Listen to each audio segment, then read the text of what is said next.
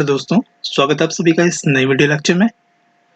तो आज हम इस वीडियो लेक्चर में बात करेंगे मॉडर्न हिस्ट्री के एक टॉपिक के बारे में, जिससे ये देखा गया है कि काफ़ी क्वेश्चंस जो हैं वो हिस्ट्री में भी पूछे जाते हैं और पॉलिटी में भी पूछे जाते हैं। तो क्यों ना इस लेक्चर को जो है वो ऐसा कॉम्प्रिहेंसिव वे में बनाया जाए, ताकि आपको जब आपसे क्वेश्चन पूछे जाएँ तो आप ये कन्फ्यूज़ ना हो। यानी कि जैसा अगर आपको हिस्ट्री के पर्सपेक्टिव में क्वेश्चन पूछा जाए तो आप उसका आंसर देने के लायक हों, या फिर अगर आपको पॉलिटी के लिहाज से क्वेश्चन पूछा जाए तो आप उसका आंसर देने के लायक हों। तो इस टॉपिक में जो अगर आप यहाँ पे देख रहे होंगे कि साइमन कमीशन के बारे में मैं यहाँ पे बात कर रहा हूँ। तो जैसा कि आप सबको पता ही होगा कि जो साइमन कमीशन था वो कहीं ना कहीं जो है वो हमारा जो प्रेजेंट कॉन्स्टिट्यूशन है उसमें और साइमन कमीशन में जो वो है एक लिंक है, और वो जो लिंक है उसके बारे में आपको मैं थोड़ा आगे बताऊंगा। लेकिन पहले हम ये देख लेंगे कि साइमन कमीशन थी क्या। देखिए, सबसे पहले साइमन कमीशन को समझने के लिए आपको थोड़ा पीछे जाना पड़ेगा। अब वो पीछे कहाँ जाना पड़ेगा? आपको 1919 में जाना पड़ेगा। गवर्नमेंट ऑफ इंडिया एक्ट आया था जो कि मॉन्ट एंड जेम्स बॉन्ड रिफॉर्म के नाम से जो है वो काफी मशहूर हुआ था। तो उस एक्ट में क्या था कि इंडियंस की जो पार्टिसिपेशन थी उसको जो है वो एक्सपैंड करने के बारे में ये रिफॉर्म लाया गया था। तो जो मॉन्ट थे वो थे सेक्रेटरी ऑफ स्टेट, और जो जेम्स बॉन्ड थे वो थे वाइसरॉय, जैसा कि आप यहाँ पे देख रहे होंगे। तो इसमें ये था कि इसमें एक रिस्पॉन्सिबल गवर्नमेंट को इंट्रोड्यूस करने का प्रोविजन था। तो इसमें जो था एक ये चीज भी थी कि आज से यानी कि 1919 से उस दिन जो जब ये रिफॉर्म लाया गया था उससे 10 साल के बाद जो है वो एक कमीशन फॉर्म की जाएगी, और वो कमीशन जो है वो भारत में आके कॉन्स्टिट्यूशनल रिफॉर्म के बारे में सोचेगी और अपनी रिकमेंडेशन देगी। तो जब ऐसे हालात हुए कि समय बीता, उसके बाद जो है वो अगर आपको पता होगा कि तो साथ में अगर आपको पता होगा कि 1919 में ही जो जलियांवाला बाग का इंसिडेंट हुआ था। जब जलियांवाला बाग का इंसिडेंट हुआ था, ऊपर से ये रिफॉर्म्स के बारे में जो है वो एक हीट अप जो मूवमेंट वहाँ पे शुरू हो गया था। तो उसके साथ साथ ही जब समय और बीतता गया तो 1920 में अगर आपको पता होगा कि नॉन कोऑपरेशन मूवमेंट जो है वो स्टार्ट की गई थी गांधी जी के द्वारा। मतलब कि हम जो क्या करेंगे, गांधी जी ने उस समय कहा था कि हम गवर्नमेंट का सहयोग नहीं करेंगे, गवर्नमेंट को बॉयकॉट करेंगे। तो उस टाइम पे क्या हुआ था कि जितना इंटेलेक्चुअल क्लास थी, इंटेलेक्चुअल मिडिल क्लास थी, उसने जो है वो काफी एक सपोर्ट दिखाया था अपना, और वो गांधी जी के सपोर्ट में जो है वो उतरी थी सड़कों पे। उसके बाद जब 1920 में जब नॉन कोऑपरेशन मूवमेंट जो गांधी जी ने स्टार्ट की थी, तो उसके बाद देखेंगे 1920 में ही जो है वो सुभाष चंद्र बोस जो है वो आईसीएस जो उन्होंने था वो क्लियर किया था। तो 1922 में क्या हुआ, एक इंसिडेंट हुआ था, चोरी चौरा इंसिडेंट। तो उस चोरी चौरा इंसिडेंट ने जो है वो जो 1920 में महात्मा गांधी ने जो मूवमेंट स्टार्ट की थी उसको जो है वो कहीं ना कहीं जो है वो रोकना पड़ा। तो उस मूवमेंट से क्या हुआ, जो 1922 की मूवमेंट थी उससे ब्रिटिशर्स ने जो क्या किया, गांधी जी को जो पकड़ के वो जेल में डाल दिया। जब गांधी जी को पकड़ के जेल में डाल दिया तो वहां पे क्या हुआ, लीडरशिप क्राइसिस हो गए। गांधी जी जब जेल में चले गए, उसके बाद क्या हुआ कि जो कांग्रेस थी वो डिवाइड हो गई। जब कांग्रेस डिवाइड हो गई, स्वराजिस्ट और गांधीयन में, स्वराजिस्ट चाहते थे कि हम जो है वो इलेक्शन लड़ेंगे, और दूसरी तरफ जो है वो राजेंद्र प्रसाद जैसे लोग जो गांधीयन पर्सपेक्टिव में बिलीव रखते थे, वो चाहते थे कि नहीं, हम जो है वो अपने स्ट्रगल को जो है वो कंटिन्यू रखेंगे। तो यहाँ पे एक तो यहाँ पे लीडरशिप क्राइसिस आ गए, ऊपर से यहाँ पे डिवाइड हो गई। तो इसके साथ साथ ही जो है वो बाकी लोगों को यहाँ पे जो है वो मौका मिल गया अपनी मूवमेंट्स स्टार्ट करने का। तो अगर आप यहाँ पे देखेंगे तो 1925 में जो है वो एक इंसिडेंट हुआ। वो इंसिडेंट क्या था? वो थी काकोरी रॉबरी। तो काकोरी रॉबरी क्यों हुई? उसमें ये था कि उन्होंने अपनी रेवोल्यूशनरी जो एक्टिविटीज थी उनको जो है वो फिर से स्टार्ट कर दिया था। तो इससे क्या हुआ? इन्होंने स्टार्ट क्यों किया? एक तो कांग्रेस में जो है वो फ्रिक्शन पड़ गया था, वहाँ पे डिवाइड हो गया था, गांधी जेल में चले गए थे, सुभाष चंद्र बोस जो थे वो अपने आईसीएस बिजी थे। उसके बाद क्या था कि जब 1925 में काकोरी रॉबरी इंसिडेंट हुआ तो उससे जो है वो ब्रिटिशर्स को जो है वो उनकी आंखें खुल गई। जब उनकी आंखें क्यों खुली? उनको लगा कि अगर ऐसे ही जो है वो रेवोल्यूशनरी एक्टिविटीज अभी स्टार्ट ही हुई है, अगर ऐसे ही और बढ़ती रही तो उनके लिए जो है वो दिक्कत हो सकती है। तो उन्होंने यहाँ पे क्या किया? इस चीज को जो है वो रोकने के लिए, लोगों का गुस्सा शांत करने के लिए, उनको जो है वो एक आप कह सकते हैं एक पपेट, एक लॉलीपॉप देने के लिए उन्होंने यहाँ पे जो साइमन कमीशन को जो है वो 1929 में आना था कॉन्स्टिट्यूशन रिफॉर्म्स के लिए, उसको 2 साल जो है वो पहले ही बुला दिया। उसको 2 साल पहले बुला दिया। एक तो ये रीजन था, और दूसरा ये रीजन था क्योंकि ब्रिटेन में वहां पे 2 पार्टीज थी। एक तो थी कंजर्वेटिव पार्टी थी और एक तो थी लेबर पार्टी थी।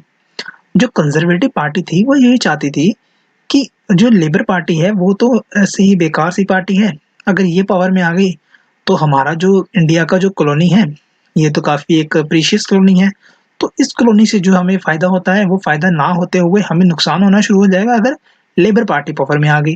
तो इसीलिए एक तो इलेक्शंस के चलते और दूसरा रेवोल्यूशनरी एक्टिविटीज़ के चलते जो जो ब्रिटिशर्स थे उनके जो प्राइम मिनिस्टर थे उन्होंने जो है वो ये साइमन कमीशन फॉर्म की।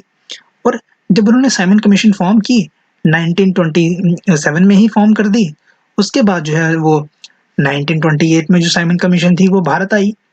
जब 1928 में भारत में आई तो भारत में जो है वो 2 तरह के रिस्पॉन्स देखने को मिले। एक तो जो थे जो इंडियंस के रिस्पॉन्स थे और दूसरे जो ब्रिटिशर्स के रिस्पॉन्स थे। अब इंडियंस के रिस्पॉन्स क्या थे कि जो साइमन कमीशन थी ये उसके जो चेयरमैन थे वो जॉन साइमन थे। तो जॉन साइमन जो थे वो ब्रिटिशर के जो है वो गवर्नमेंट एम्प्लॉय थे। और उसके बाद जो इंडियंस ने ये सोचा कि जो ये साइमन कमीशन है इसमें तो इंडियंस की इंसल्ट हो गई। अब वो इंसल्ट कैसे हुई थी? देखिए, इसमें जो थे वो 7 मेंबर्स थे। 7 मेंबर्स थे साइमन कमीशन में। तो सारे के सारे जो मेंबर्स थे वो सारे इनके वाइट मेंबर्स थे। तो इंडियंस को यहाँ पे ये लगा कि यहाँ पे जो है वो उनसे डिस्क्रिमिनेशन किया गया है, उनसे रेशियल डिस्क्रिमिनेशन किया गया है। यहाँ पे जो है वो इंडियंस को जो है वो इन्वॉल्व ही नहीं किया गया। आप इंडियंस के लिए जो कॉन्स्टिट्यूशन रिफॉर्म करने आए हो, अगर आप इंडियंस को ही लोगे तो आपके रिफॉर्म्स का क्या फायदा? तो यहाँ पे जो है वो नेशन वाइड यहाँ पे प्रोटेस्ट होना शुरू हो गए। जब नेशन वाइड यहाँ पे प्रोटेस्ट होना शुरू हो गए तो जो भारत के जो बड़े बड़े लोग थे, बड़े बड़े उद्योगपति थे, उन्होंने भी जो है इस चीज का समर्थन किया, प्रोटेस्ट का। और उन्होंने भी जो है वो सरकार को जो है वो बॉयकॉट किया था यहाँ पे। इसके साथ ही जो जब नेशन वाइड प्रोटेस्ट हो रहे थे तो उसी के साथ जो है वो इस चीज को रोकने के लिए जब साइमन कमीशन जो थी वो लाहौर पहुंची तो लाहौर जो स्टेशन में जो है वो उनका प्रोटेस्ट के साथ और साइमन गो बैक के नारों के साथ जो है उनका स्वागत हुआ वहां पे।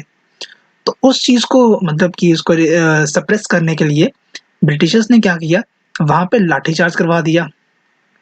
जब उन्होंने वहां पे लाठीचार्ज करवा दिया तो उसके बाद जो है वहां पे एक कांग्रेस के काफी एक दिग्गज नेता थे लाला लाजपत राय।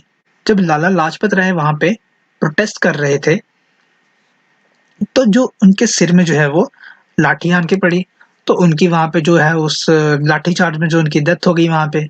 तो इस चीज का भी जो है वो नेशन में जो काफी गुस्सा आ गया कि वहां पे लाला लाजपत राय की जो है वो डेथ हो गई।